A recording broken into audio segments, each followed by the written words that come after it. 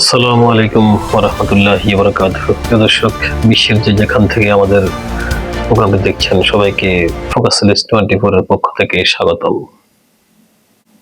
প্রিয় দর্শক, আজকে শুরুতেই আপনাদের কিছু মন্তব্য নিয়ে, আপনাদের কিছু জিজ্ঞাসা নিয়ে শুরু করব আজকের এই প্রোগ্রামটি। আমাদের বেশ কিছু দর্শক কথা বলেছেন আমাদের প্রোগ্রামের বিষয়ে। তারা জানতে চেয়েছেন আমরা বাংলাদেশের খবর তেমন বেশি প্রচার করি না কেন। দর্শক, আমাদের প্রতি আমাদের সম্মান রেখে বলছি, আসলে ফোকাস লিস্ট 24 এর দায়িত্বপ্রাপ্ত যে সমস্ত কর্মকর্তারা আছেন, টোটাল এই কর্মকর্তাদের ফুল ব্যাচটা কিন্তু মনে করেন বাংলাদেশে এখনো পর্যন্ত সাংবাদিকদের জন্য বা বিভিন্ন মিডিয়ার জন্য স্বাধীনভাবে কথা বলার পরিবেশ পুরোপুরিভাবে তৈরি হয়নি। দর্শক, আমাদের কথায় আপনারা মনে কষ্ট নেবেন না, আসলে আমরা বাধ্য হয়ে কথাটা বলছি। যদি কখনো মনে করে যে স্বাধীন পরিবেশ তৈরি হয়েছে, তাহলে focusnews24.com অবশ্যই বাংলাদেশের কথা স্পষ্টভাবে বলবে। তবে তারপর আপনাদেরকে বলছি, আমরা চেষ্টা করব আপনাদের মন্তব্যের প্রতি সম্মান রেখে আগামীতে বাংলাদেশের কিছু সংবাদ পরিবেশন করার জন্য। প্রিয় দর্শক, এবার আসছি বিশ্বের গুরুত্বপূর্ণ যে তথ্যটি আপনাদেরকে আমরা দিতে চাই সর্বপ্রথম, তা হলো ডোনাল্ড ট্রাম্প যে কোনো উপায়ে, বাই হুক অর কুক, অর্থাৎ যে কোনো উপায়েই অথবা অপ্রচলিত কোনো উপায় ব্যবহার করে হলেও তিনি ইরানে একটা বিজয় চান। দর্শক, এই বিষয়ে আপনাদেরকে আজকে দীক্ষা দেওয়ার পূর্বেই অনুরোধ করব, আমাদের চ্যানেলটি সাবস্ক্রাইব করবেন এবং বেল আইকনটি বাজিয়ে দিবেন, যাতে আপনাদের এই সাবস্ক্রিপশনের মাধ্যমে আরো দর্শকের কাছে আমাদের কথাগুলো দ্রুত পৌঁছে যায়। দর্শক, এবার আসছি হোয়াইট হাউসে বসে ডোনাল্ড ট্রাম্প যে স্বপ্ন দেখছেন তার বিশ্লেষণে। দর্শক, আপনারা ইতিমধ্যেই জেনে গেছেন যে মধ্যপ্রাচ্যে আজকে প্রায় 5 মাস ধরে আমেরিকা ইরানের বিপক্ষে যুদ্ধ করে তেমন একটা সুবিধা করতে পারছে না। বর্তমানে মধ্যপ্রাচ্যে তাকে আমেরিকার সবকটি ঘাঁটি কিন্তু প্রায় তছনছ, কোনো ঘাঁটি কিন্তু অক্ষত নেই। শুধুমাত্র মধ্যপ্রাচ্য নয়, ইরান এবং এমনকি মধ্যপ্রাচ্য ছেড়েও মধ্যপ্রাচ্যের সীমানার বাইরেও কিন্তু আমেরিকার বিভিন্ন ঘাঁটিকে টার্গেট করেছে, সে খবর কিন্তু পেন্টাগন জেনে গেছে এবং হোয়াইট হাউসের কাছে সে তথ্য চলে গেছে। তার কারণ হচ্ছে সোজা কথায় হিসেব, যে শিকারী চিতা এবং সীতাই সিংহ যদি সামনাসামনি দাঁড়ায়, তাহলে একজনের ইশারা অবশ্যই একজন বোঝাবে। ইরান যে ঘাঁটিগুলো টার্গেট করেছে মধ্যপ্রাচ্য থেকে বা মধ্যপ্রাচ্যের সীমানার বাইরে, সেটা কিন্তু আমেরিকান সেন্টকম তাদের টেকনোলজি দিয়ে, প্রযুক্তি দিয়ে তারা বুঝে ফেলেছে। আর তখনই কিন্তু আমেরিকার টোটাল সামরিক বাহিনীর শিরদাঁড়া একটা শীতল রক্ত প্রবাহ শুরু হয়েছে। ডোনাল্ড ট্রাম্প আসলে কোন সময় কি সিদ্ধান্ত নেন, সে সিদ্ধান্ত নিয়ে বর্তমানে আমেরিকান জেনারেলরাও কিন্তু তাদের ঘুম হারাম হয়ে গেছে। তারা মনে করছেন যে তিনি যখন ইচ্ছা তখন যে কোনো অর্ডার দিয়ে বসবেন। সামরিক লাইনে কিন্তু সব অর্ডার ক্যারি করা সবসময় সম্ভব নয়, কারণ যুদ্ধের একটা কৌশল আছে, একটা নিয়ম আছে, একটা পদ্ধতি আছে, টোটাল একটা সেটিং আছে। সেই যুদ্ধ কিন্তু সবসময় যে কোনো মুহূর্তে যে কোনো ভাবে যে কোনো ইচ্ছা করা যাবে না, আর করলে সেখানে যুদ্ধে যেত তো গিয়ে দূরের কথা, নিজের অস্তিত্ব টিকে রাখা কিন্তু সম্ভব নয়। ঠিক এমনই একটা পরিস্থিতিতে পড়েছে মার্কিন বাহিনী পুরো মধ্যপ্রাচ্যে। দর্শক, ইরানের সর্বোচ্চ ক্ষমতাধর নেতা আয়াতুল্লাহ আলী খামেনির শাহাদাতের পর ইরানে যারা ক্ষমতা নিয়েছেন, বিশেষ করে দেখা যাচ্ছে বর্তমানে মিডিয়ার সামনে এবং সারা পৃথিবীর সাথে যোগাযোগ রাখছেন ইরানের পররাষ্ট্রমন্ত্রী আব্বাস আরাকচি এবং স্পিকার বাকের গালিবাফ, আর দু একজন আরজিসির কর্মকর্তা, ঊর্ধ্বতন কর্মকর্তা যারা মিডিয়া কিছু কথা বলছেন, যারা আমেরিকার হুঙ্কারের বিরুদ্ধে হুঙ্কার দিচ্ছেন। এই ছাড়া আর কাউকে কিন্তু তেমন একটা দেখা যাচ্ছে না। মাঝে মধ্যে প্রেসিডেন্ট পেজেশকিয়ান কিন্তু কিছু কথা বলেন গণমাধ্যমে। অর্থাৎ ইরানের ক্ষমতাটা কিন্তু বোঝা যাচ্ছে যে, যদিও মোস্তফা আলী খামেনি বর্তমানে রাষ্ট্রের সর্বোচ্চ ধর্মীয় নেতা হিসাবে পদে আসীন আছেন এবং তার ইশারায় কিন্তু অনেক কিছু চলছে, এটা ঠিক আছে, কিন্তু এরপর বোঝা যাচ্ছে ইরানের ক্ষমতাটা কিন্তু বর্তমানে যে কোনো একজনের হাতে কক্ষিগত নেই। রাষ্ট্র পরিচালনা এবং এই যুদ্ধ পরিচালনা প্রণালী, কূটনীতিক সব বিষয়ে কিন্তু বিশেষ একটা টিম কাজ করছে এরকম বোঝা যাচ্ছে, এবং সেই টিম সবাই কিন্তু একজোট হয়ে একসাথে একসঙ্গে কথা বলছে। এটা কিন্তু বিশেষ একটা দিক, এবং ইরানের জন্য এটা একটা খুব স্ট্রংলি একটা বিশাল একটা দেয়াল বলে ভাবছেন রাজনৈতিক বিশ্লেষকরা, আন্তর্জাতিক ভাবে যারা ইরানকে নিয়ে খুব বেশি চিন্তা ভাবনা করছেন, তাদেরই মতামত। প্রিয় দর্শক, ডোনাল্ড ট্রাম্প যে ভিন্ন পথে ইরানে একটা জয় চান, অপ্রচলিত পথে একটা জয় চান, সেই কথাটা কিন্তু আস্তে আস্তে প্রকাশ পেয়ে যাচ্ছে বিশ্লেষকদের কাছে। কারণ ডোনাল্ড ট্রাম্প তিনি অনেকের চোখে কিন্তু তিনি একটু যেটা বলেন তা করেন, অর্থাৎ তিনি যেটা চিন্তা করেন সেটা তাকে বাস্তবায়ন করার জন্য তিনি উঠে পড়ে লাগেন।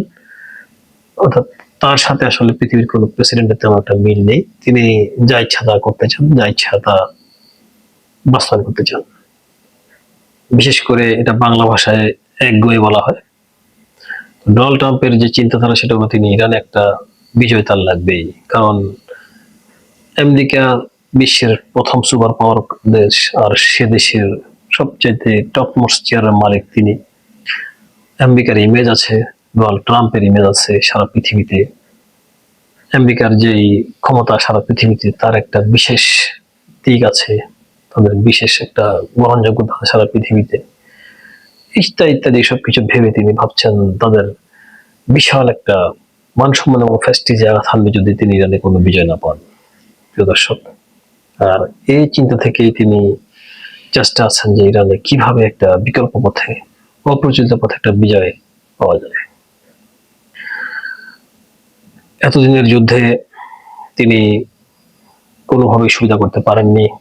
মার্কিন নৌবহর আব্রাহাম লিঙ্কন থেকে শুরু করে বাকি যে সমস্ত বড় বড় নৌবহর আছে, সেগুলো কিন্তু তিনি লোহিত সাগরে সেটিং করেছেন, হরমুজের উপকণ্ঠে সেটিং করেছেন, কিন্তু কোনো আসলে কার্যকর রেজাল্ট আসেনি। শত শত বিমান তিনি মধ্যপ্রাচ্যে জড়ো করেছেন, কিন্তু সেখান থেকেও কোনো ভালো রেজাল্ট আসেনি। এবং অনেক শত শত মিসাইল তিনি এখান থেকে ইরানে ফায়ার করেছেন মধ্যপ্রাচ্যের বিভিন্ন ঘাঁটি থেকে এবং জাহাজ থেকে, যুদ্ধ জাহাজ থেকে, তারপরেও কিন্তু কোনো রেজাল্ট আসেনি। টমাহক ক্রুজ মিসাইল থেকে শুরু করে আমেরিকার আরো বিভিন্ন রকমের ভেরিয়েন্টের মিসাইল তিনি অ্যাপ্লাই করেছেন, কিন্তু ফলশ্রুতিতে তেমন কিছু মিলেনি। হরমুজে তিনি এখনো প্রচেষ্টা চালিয়ে যাচ্ছেন, হরমুজে ব্লকেট তৈরি করেছেন, তারপরও কিন্তু ইরানকে দমানো যায়নি।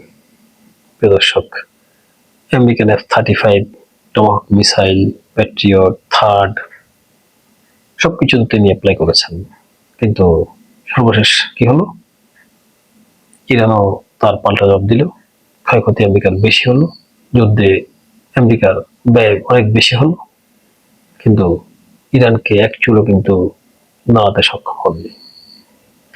সেই জন্য ট্রাম্প এখন বিকল্প হিসেবে অপ্রচলিত পথ বেছে নিয়েছেন। সেই অপ্রচলিত পথটা হলো, বিশ্লেষকদের মতে বর্তমানে পৃথিবীতে বহু রাষ্ট্রের কাছে নয়, গুটি কয়েকটা রাষ্ট্রের কাছে কিছু প্রযুক্তি আছে, যে প্রযুক্তিগুলো দিয়ে কিন্তু প্রাকৃতিক একটা যে কোনো ধরনের একটা বন্যার মতো বা ভূমিকম্পের মতো, যেগুলো প্রাকৃতিক শক্তির কারণে হয়, এ ধরনের কিছু একটা হয়তোবা ঘটাতে পারে কোনো অপশক্তি। এটা যে ডোনাল্ড ট্রাম্প পক্ষ থেকে হবে সেটা কিন্তু আসলে সঠিকভাবে বলাটা মুশকিল, কারণ এটা অন্য কোনো পক্ষ থেকে হতে পারে। তার পিছনে হয়তো ডোনাল্ড ট্রাম্পের বা আমেরিকার হাত থাকতেই পারে। প্রিয় দর্শক, এটা কিন্তু আমার বক্তব্য নয়।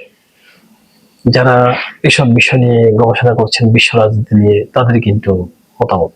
হয়তো আমরা আপনাদেরকে একটু অ্যাডভান্স বলছি, আপনারা হয়তো কিছুদিন পর সেটা টের পাবেন।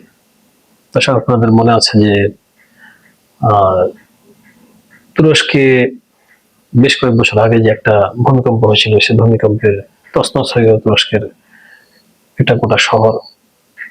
সেই ভূমিকম্পের পর কিন্তু বলা হয়েছিল যে ভূমিকম্প প্রাকৃতিক সৃষ্ট নাকি মানব সৃষ্ট। তাহলে বোঝা যাচ্ছে এখন পৃথিবীতে মানুষের হাতে ভূমিকম্প তৈরি করার মতো এর ধরনের টেকনোলজি চলে এসেছে। আর যে প্রযুক্তিটি ব্যবহার করা হবে এই সমস্ত বিষয়ে, হয়তোবা ভূমিকম্প না হোক, না হয় সামুদ্রিক বিশাল একটা সাইক্লোন তুলে দেওয়া হবে, সেই সাইক্লোনের বিশাল ঝড়ে পুরো দেশ লন্ডভন্ড হয়ে যাবে।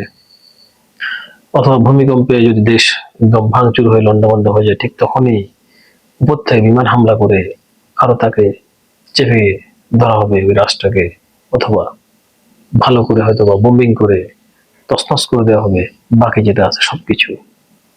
রাষ্ট্র তখন ভূমিকম্পের মোকাবেলায় দিশেহারা থাকবে। ঠিক তখনই কিন্তু বাহির থেকে যখন আবার বোম্বিং করা হবে, তখন রাষ্ট্রের অবস্থা খুবই টালমাটাল হবে, টোটালি একটা কেয়ামত হয়ে যাবে রাষ্ট্রের মধ্যে।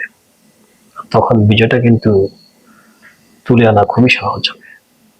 দর্শক, কথাগুলি কিন্তু আমার নয়, এটা বিশ্লেষকদের কথা, যারা বিশেষ করে যুদ্ধ নিয়ে যারা খাতা কলম নিয়ে বসে আছেন 24 ঘন্টা, এটা তাদেরই কথা। দর্শক, আমার কথাগুলো আপনাদের কাছে হয়তো বা অসামঞ্জস্য লাগতে পারে বা অস্বাভাবিকও লাগতে পারে, তবে আপনারা আমাদের পর্দা আপনাদের চোখ রাখুন এবং বিশ্বের আরো বড় বড় গণমাধ্যমের পর্দা আপনারা চোখ রাখতে পারেন। আমাদের তথ্যগুলো আপনারা জাস্ট কয়েকদিনের মধ্যেই হয়তোবা মিলে দেখবেন, হয়তোবা আমাদের কথাগুলো আগের মতো প্রমাণ পেয়ে যেতে পারেন। পাশাপাশি আর একটা তথ্য আপনাদেরকে আমরা দিচ্ছি, সেটা হলো ইরানের স্থলবাহিনী প্রবেশ করে সেখানে মোসাদের বেশ কয়েকজন শীর্ষস্থানীয় লিডারদেরকে তারা আটক করেছে বলে খবর প্রকাশ। তবে তথ্যটি এখনো পর্যন্ত ইরানের তরফ থেকে কোনো কিছু বলা হয়নি। যে তথ্যটি আমরা পেয়েছি তা হলো ইরাক থেকে দেওয়া তথ্য।